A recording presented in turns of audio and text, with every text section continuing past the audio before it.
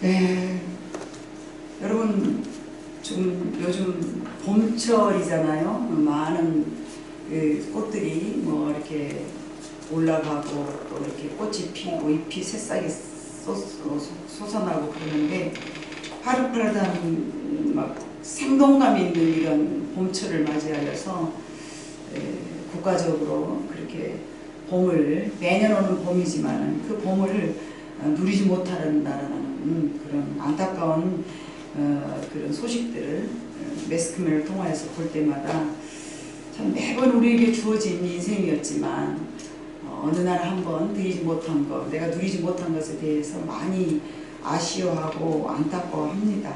매년 이맘때만 되면 벚꽃 축제가 일어나서 원근 각처에서 주말만 되면은 꽃으로 들로 산으로 하나님이 우리에게 허락하신 아름다운 것들을 누리며 참 즐거워하는데 올 봄에는 사뭇 다른 어떤 그런 영향 때문에 우리가 그것을 즐기지 못한다는 거 얼마나 아쉬운지 모릅니다.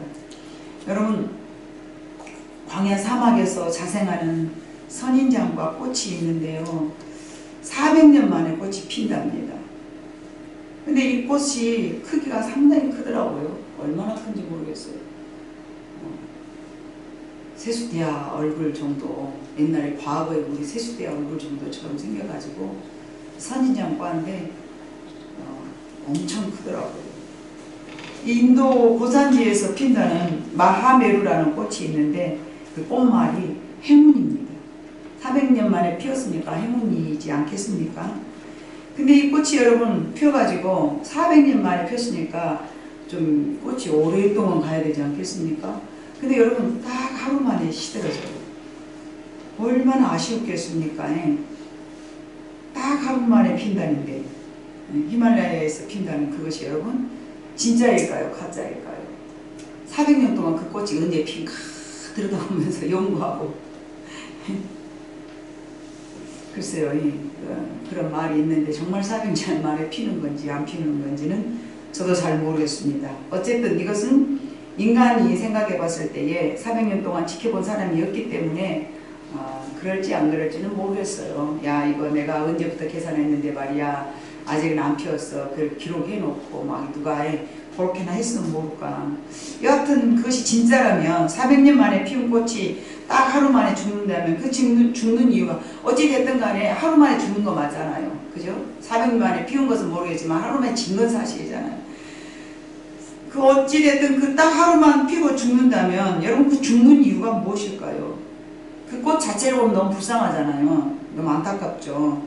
그러나 그 꽃이 시들고 죽어야만 이제 다른 그 똑같은 꽃을 또 이렇게 피울 수가 있기 때문에 400년 만에 피워서 그 꽃이 하루 만에 시들어진다 할지라도 완전히 사라진 것이 아니라 그 꽃이 다시 대물림이 되기 때문에 내가 죽어야 다른 꽃이 또 그것을 씨앗을 맺어가지고 뭐 포자 뭐 이런 것들로 퍼져서 또 이렇게 자생할 수 있는 어떤 그런 그 생명력을 유지하기 위해서는 죽을 수밖에 없다는 것이죠.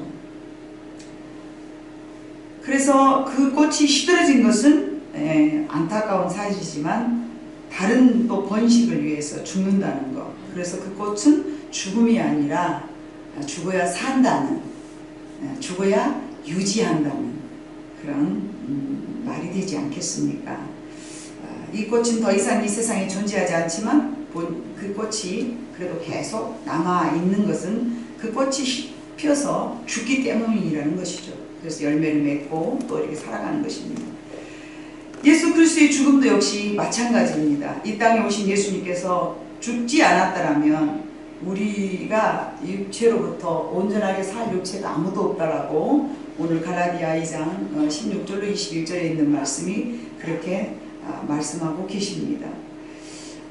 예수님께서 만약에 죽지 않았더라면 의롭다고 인정받을 만한 살만한 육체가 아무도 없다. 그래서 예수님은 이 땅에 오셨지만 죽을 수밖에 없었다. 예수 그리스도의 죽음과 고난에 대한 지식은 우리 모두가 너무나 다 잘 알고 있는 사실입니다. 죽어야 산다는 그 의미를 너무나 잘 알고 있습니다. 그런 예수를 믿는 우리에게도 여러분 주어진 사명이 있습니다.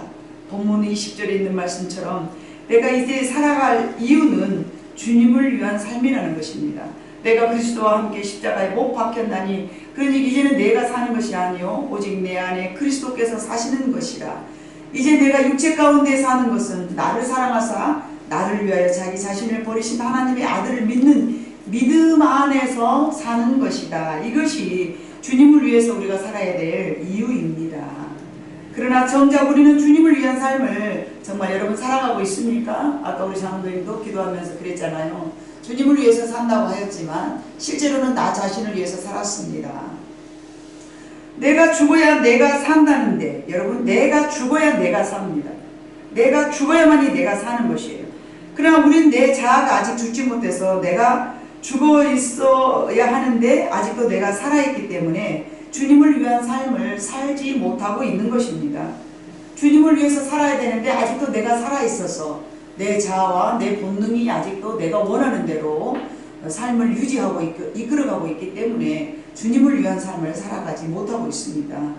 내가 죽어야 내가 산다는데 여러분 우리 청년들이 명물이 되어 있지 않습니다만은 이게 무슨 말인가? 내가 죽어야 내가 산다.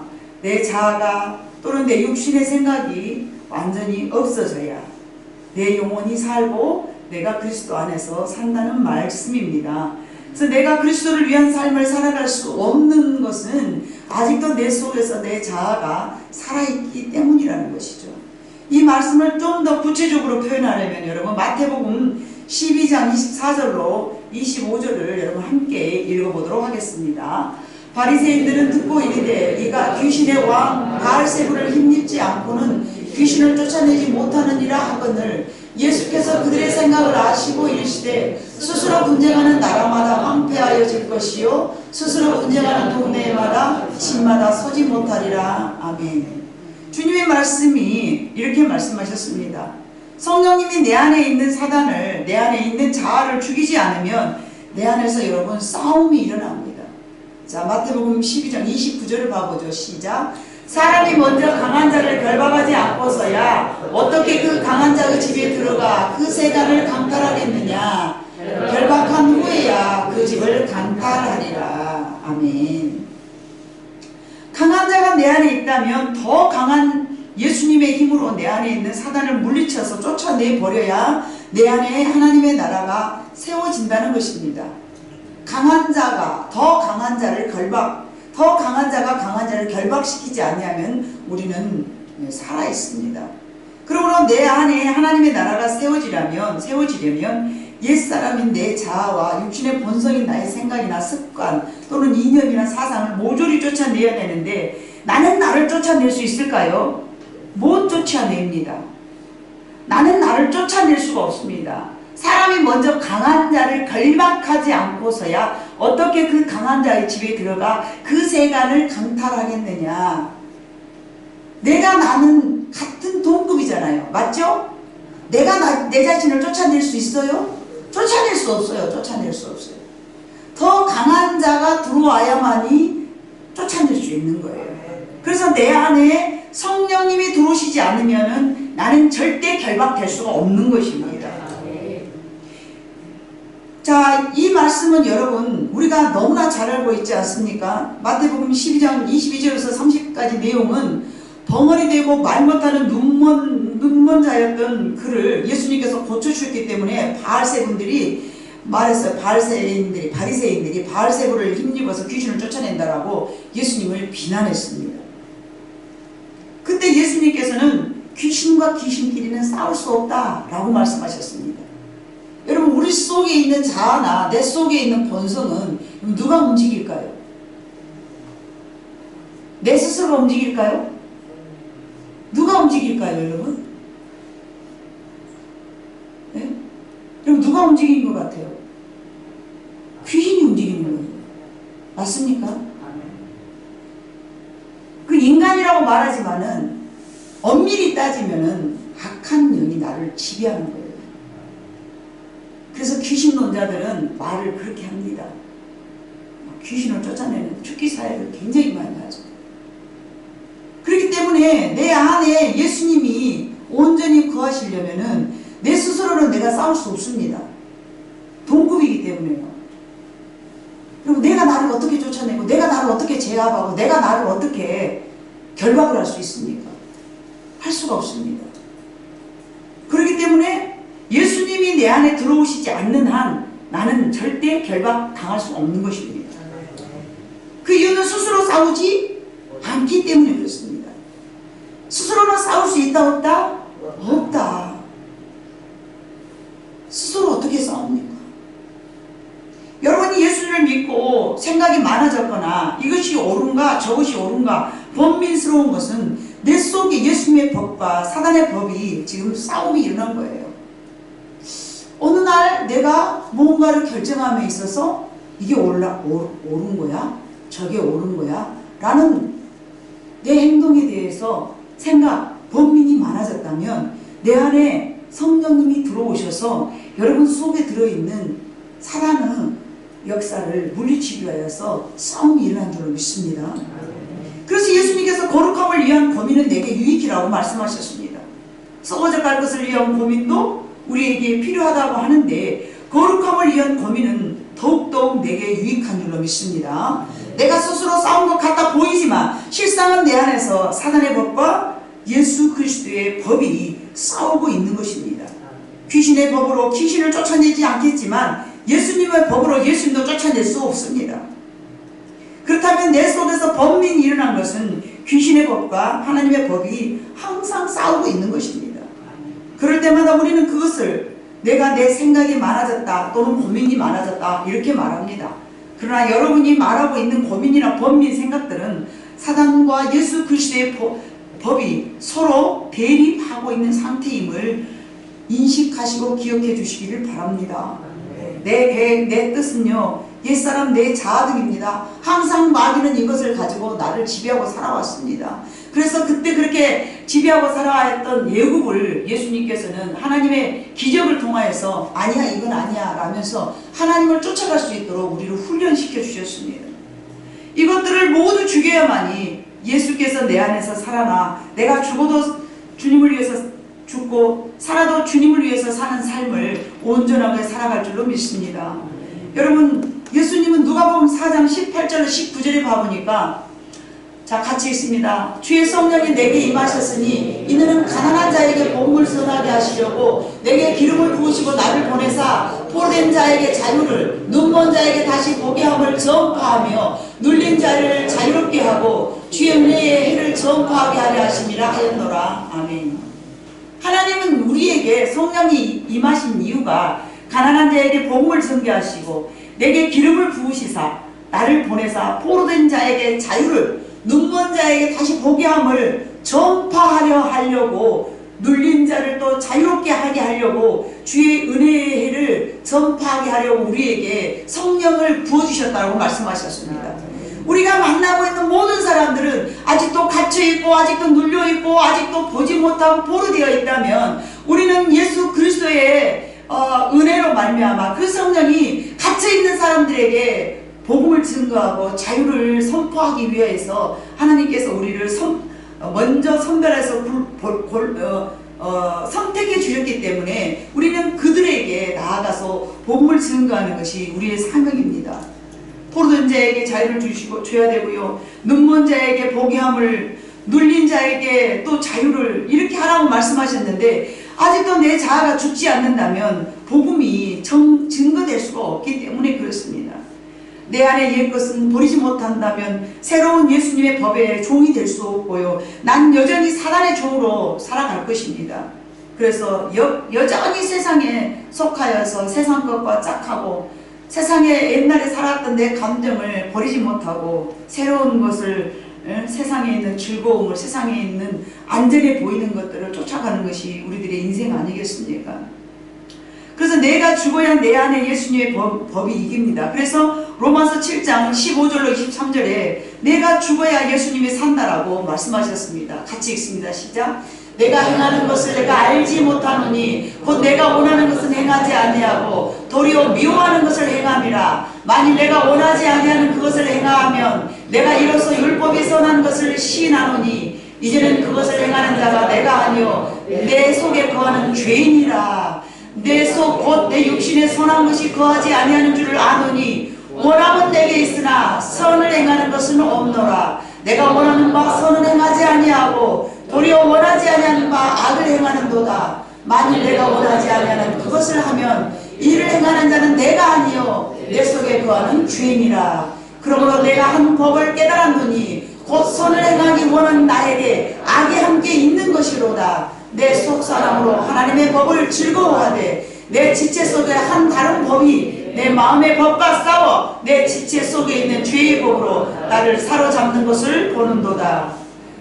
아멘. 내 속에 있는 죄가 아직도 여전히 남아있어서 나를 거룩하게 살아가도록 내어버려 두지 않는다라고 로마서 7장 15절로 23절에 이렇게 바울 사도를 통해서 하나님은 말씀하셨습니다. 근데 이것이 왜 그렇게 안 되고 어려울까요? 그것이 죄이고 그것이 사단이기 때문이며 그것이 그동안 수백 년 동안 우리를 지배해 왔기 때문임을 여러분은 너무나 잘 알고 있을 줄로 믿습니다. 여러분, 그것이 정말 수백 년 동안 우리를 지배하고 살았기 때문에 절대로 그것을 잘라내기가 어려운 거예요. 여러분, 38년 된 환자, 예수님께서 주일날 안식일날 38년 된 환자를 고쳐주셨습니다. 맞습니까? 왜 주일날 고쳐주셨을까요? 예배를 통하여서, 말씀을 통하여서 38년 동안에 억눌렸던 그들이 말씀을 통하여서 또 하나님의 날, 복된 날에 그들에게 자유함을 주시기 위한 하나님의 방법은 아닌가, 저는 그렇게 생각해 봅니다. 여러분, 그렇다면 우리는 38년 된 환자를 보고 참 고생했어, 어이구 세상에 이렇게 오랫동안 병석에 누워 있었다니, 예수님은 그를 보고 불쌍히 여기셨잖아요. 그럼 저와 여러분은 몇 년 동안 눌려 있었을까요? 네? 아직도 내 속에는 60년이 넘게 지나온 속에 있는 죄가 머물러 있다고 저는 생각합니다. 여러분 나이에 맞게, 여러분의 지금까지 살아왔던 그 세월에 맞게 지금도 여러분을 지배하고 있는 어려운, 끊지 못한, 버려버려야 될 그런 것들이 여러분을 지배하고 있으리라고 저는 생각합니다. 그런 것들이 죽어야 산다는데, 그것들이 다 죽어버려야 내가 다시 살아난다는데, 마치 히말라야에서 400년 동안에 400년 만에 딱 하루만 핀 꽃은 죽어야 또 번식하듯이 내가 죽어야 내가 산다는데 죽지를 못합니다. 내가 죽어지지가 않습니다. 그래서 바울은 나는 매일 십자가 앞에서 나는 죽노라, 매일 죽노라. 예? 죽어서 또 기도하고 보면 내가 또 다시 살아있고, 죽어서 또 내가 기도하고 아 죽어야지 죽어야지 그랬는데 땐 뒤돌아오면 내가 살아있고, 그래서 바울은 매일매일 십자가 앞에서 자기 자신을 죽였다는 것입니다. 여러분, 백합화는요, 바람이 불면서요, 가시로 백합화의 꽃을 건드려주면요 향기가 납니다.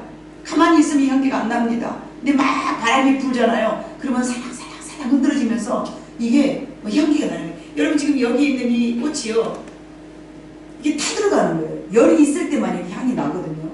이게 차가운 밤이 되잖아요. 그러면 이 냄새가 안 나요. 근데 이 온풍기를 통해서 이게 지금 이거는 시원한 데서 살기를 좋아하는 화초거든요. 근데 꽃이 폈는데 열이 뜨거워지니까 자기가 이렇게 사들어져 가는 과정이죠.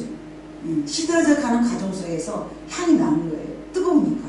아 힘들어. 지금 여러분, 우리는 좋지만 얘는 지금 힘들어하고 있는 거예요. 그래서 향이 발생을 하는 거예요. 백합화도 마찬가지예요. 가만히 있으면 향기가 안 나요. 근데 누군가 살짝 건드려 놓잖아요. 바람이라도 불잖아요. 그러면요 막 향이 나는 거예요. 여러분, 내가 만약 백합화라면요, 하나님은 향기를 내게 하기 위하여 주변에 분명 가시나무를 두었을 것입니다. 나를 공격하면서 나를 괴롭히는 어떤 그런 것들이 있을 거예요. 여러분들을 향기 내게 하는. 근데 여러분, 그 어떤 사건이 생길 때마다 여러분 향기를 냅니까? 못 내잖아요. 향기를 못 내죠. 향기를 못 내요. 분명히 예수님은 우리에게 향기를 내게 하기 위하여서 사건을 만들어 오셨는데, 우리는 그 사건을 통하여서 향기를 나타내야 될 본 사명을 잊어버리고 내가 지금 어떻게 해야 되는가를 모르고 옛날에 살아왔던 방법처럼 누가 나를 화내게 하면은 화를 내고, 예? 오른손을 왼뺨을 때리면은 오른쪽을 딱 들어대야 향기잖아요. 속옷을 달라 해. 속옷은 5,000원밖에 안 돼. 근데 겉옷을 줘. 그럼 이거 10,000원짜리야. 속옷을 달라 했는데 겉옷을 주는 거야. 이것이 향기인데 여러분, 우리는 속옷을 뺏어가려고 그러면 어쩝니까? 이런 내 가지 없는 것이 어디 내 것을 가져가려고 한다고 막 말도 안 된다고 막.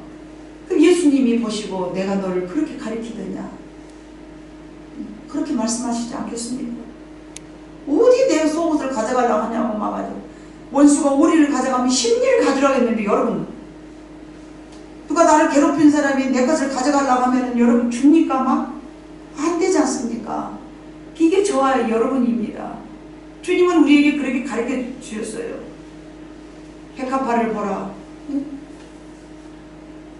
동남풍아 불어라, 서북풍아 불어라, 가시밭에 백합화 예수 향기 날리니 할렐루야 아멘.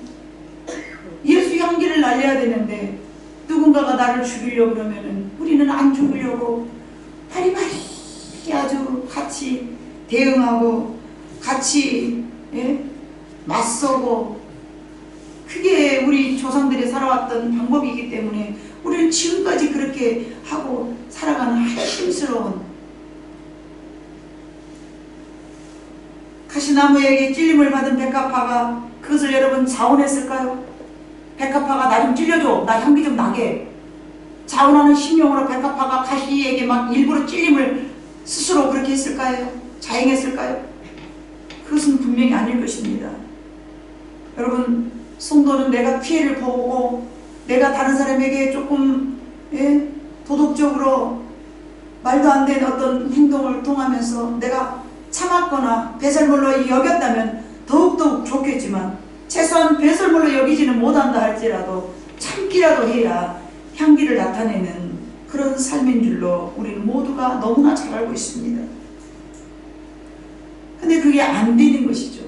안 되는 거예요. 주님이 죽으시기까지 우리를 사랑해 주시면서 너희도 이렇게 해라 했는데 우리가 그렇게 안 되는 거예요. 주님이 죽으셨기에 내가 살 수 있었듯이 내가 죽어야 우리 모두가 산다는데, 진흙같이 어두운 밤에 빛은 생명입니다. 지금 이 세대가 칠흑같이 어두운 밤과 같은 세상이지 않습니까? 예수님께서 우리에게 생명의 빛이 되었듯이 어두운 세상에서 내가 나를 죽임으로 그리스도의 빛이 되어야 됩니다. 모든 세상의 사람들이 어둡다고 빛이 없다고 생각하는 이때에 우리는 한 줄기의 빛이 되어야 될 줄로 믿습니다. 주의 말씀은 내 발의 등불이요 내 인생의 길이십니다. 여러분, 그렇습니다.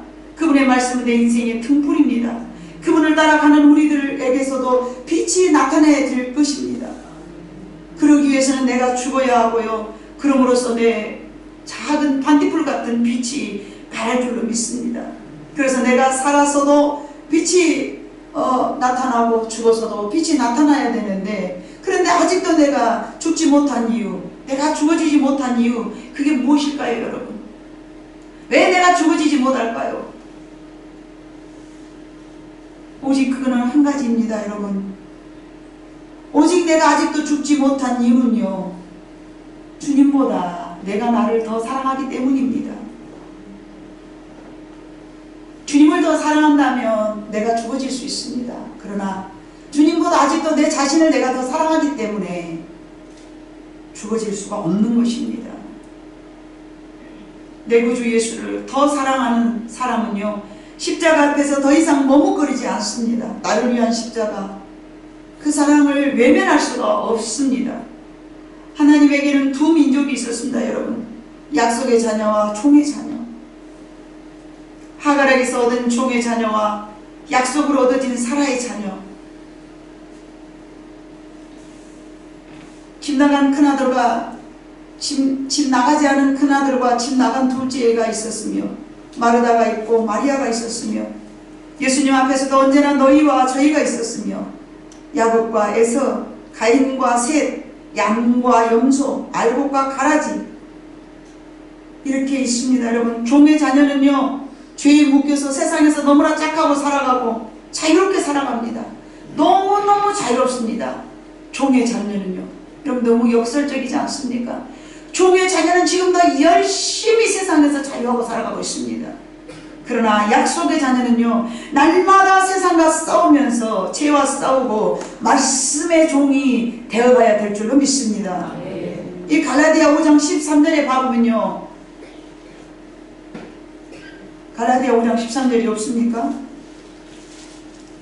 네, 갈라디아 5장 13절이 빠졌나봐요. 이것이 얼마나 역설적인 말씀인지 모릅니다. 세상에서 자유한 자를 죄의 종이라 하고 죄와 싸우는 자를 말씀의 종이라고 말합니다. 여러분은 죄의 종입니까? 말씀의 종입니까? 여러분은 말씀의 종이 되기를 원하지만 아직도 여전히 죄의 종으로 살아가고 있습니까? 내 자신을 죽여서 말씀의 종이 되길 하나님이 원하시는 줄로 믿습니다. 예수님은 하나님의 말씀의 종으로 살으셨습니다. 그리고 자신과 늘 싸우셨습니다. 자신을 죽기까지 내어주면서 하나님의 말씀의 종이 된 줄로 믿습니다. 그것이 바로 고난이었습니다. 여러분, 예수를 믿는다는 것은 고난이 뒤를 따르게 되어 있습니다. 그 고난은 생명을 얻기 위한 고난입니다. 이 고난은 나를 죽이기 위한 고난입니다. 이 고난은 주님을 따르려고 다짐하는 고난입니다. 그 고난의 길은 이번 한 주간 여러분 마음의 중심에 두고 살아보시기를 바랍니다. 내가 죽어야 한다는데, 내가 죽어야 산다는데 아직도 죽어지지 아니한 것은 내 구주 예수를 덜 사랑하기 때문이라는 것을 여러분이 크게 인식하면서 더 사랑하는 여러분 모두가 되시기를 주님의 이름으로 부탁드립니다. 나 자신보다 내 주님을 더 사랑해야 됩니다. 여러분, 나 자신보다 주님을 더 사랑한다는 것은 먼저 계명을 생각하는 것이고, 나 자신보다 주님을 더 사랑한다는 것은 나보다 내 이웃을 더 사랑하는 마음이 된 줄로 믿습니다. 그럴 때 내가 죽어질 수가 있는 것입니다. 나를 위한 십자가의 사랑을 생각하면 주님을 더 사랑할 수 있게 되는 것입니다. 지금까지 사랑하는 그 어떤 때보다, 지금까지 주님을 여러분들이 사랑한다고 사랑했지만 그 어떤 때보다 주님을 더 사랑해 보시는 한 주간이 되시기를 주님의 이름으로 다시 한번 부탁을 드립니다. 예수님께서 베드로에게 물으셨습니다. 네가 나를 다른 사람들보다 더 사랑하느냐? 3번 물으셨습니다. 그것은 여러분 무엇을 원하는 예수님의 질문이었겠습니까? 네가 다른 사람들보다 더 희생할 수 있느냐? 네가 다른 사람들보다 더 헌신할 수 있느냐? 네가 다른 사람들보다 더 무거운 십자가를 질 수 있느냐? 라는 물으심으로 네가 다른 사람들보다 나를 더 사랑하느냐? 라고 물으신 줄로 믿습니다. 그 물음에 베드로는 대답을 했습니다. 내가 주님을 사랑하는 줄 주께서 아시나이다. 평생을 주님을 위해서 살다가 나중에 죽음에 임박했을 때에 주님이 네가 나를 더 사랑하느냐, 다른 사람들보다 이들보다 네가 나를 더 사랑하느냐는 물으심이 생각이 나서 그는 십자가를 거꾸로 메고 순교하였답니다. 다른 12명의 제자들보다 더 나를 사랑해 주기를 원하는 주님의 말씀에 응답하는 마음으로 그가 그렇게 마지막 죽음을 아름답게 장식하였다는 것입니다. 오늘 우리 새박교회에게 주님이 물으십니다. 너희가 나를 다른 사람들보다 더 사랑할 수 있느냐고 물으시고 계십니다. 한 걸음 더 나아가서 여러분 개인에게 주님은 물으십니다. 네가 나를 다른 사람들보다 더 사랑하느냐고 말입니다. 여러분 한 주간 여러분은 행동으로 대답해 주시기를 바랍니다. 입술로는 주님 그렇습니다 라고 어찌 대답을 못하겠습니까? 그러나 한 주간 여러분들이 고난을 동참하고 생각하면서 다른 어떤 때보다도 이 고난의 주간 동안 하나님 그렇습니다. 내가 다른 누구보다도 주님을 더 사랑할 수 있습니다. 라면서 여러분이 한 주간 동안에 어떤 고난 가운데서도 어떤 참 말도 안 되는 억지 가운데서도 어떤 기분 나쁨 속에서라도 주님의 마음을 이 말씀에 답하면서 말씀을 마음에 붙잡고 여러분이 살아가면서 주님을 기쁘시게 해드릴 수 있는 고난 주간 한 주간이 되시기를 주님의 이름으로 축복합니다. 기도하시겠습니다. 사랑 많으신 아버지 하나님 참으로 감사합니다. 주님은 내게 물으셨습니다. 네가 나를 이들보다 더 사랑하느냐고 물으셨습니다.